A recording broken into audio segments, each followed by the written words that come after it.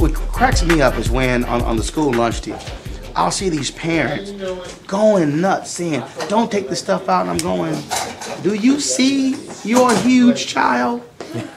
Well, yeah.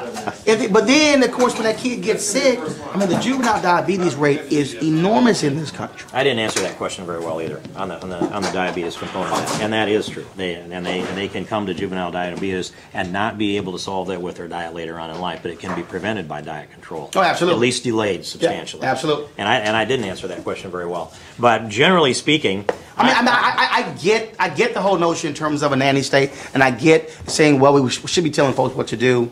But what I also look at is, when I look at the economic impact of how obesity has gone through, and I was talking to a funeral director. They were the first ones to really see the obesity problem. I'm talking to this guy, he said, I have to now order all new caskets. Because they don't fit? He literally said, holy cow. I was talking to funeral director, Mr. Leak in Chicago. He said, if you want to know how major the obesity problem is, he said, I literally have to order all new caskets because of the size of Americans. And to your point earlier that you didn't say this out loud, but it's more severe in the black community in this country. Yeah, in the black community, but also in the South.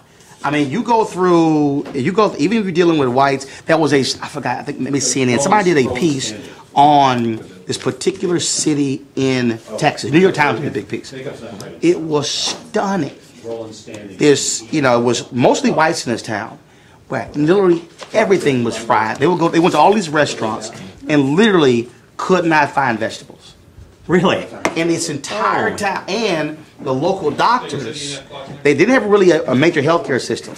The local doctors were saying, we're seeing stuff we've never seen in our lives, and nobody wants to sit here and confront what's going on.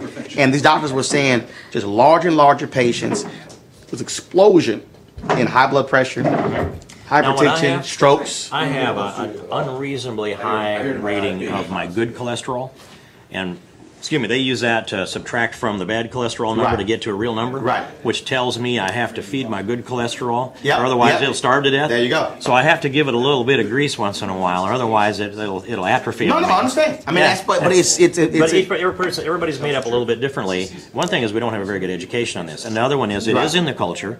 And my culture I grew up in was fry everyththing, and then also eat everything, and clean up everything you can possibly eat.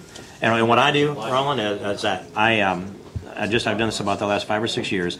I was sitting in at the National Cathedral, and the sermon was about how Christ fasted for 40 days and 40 nights.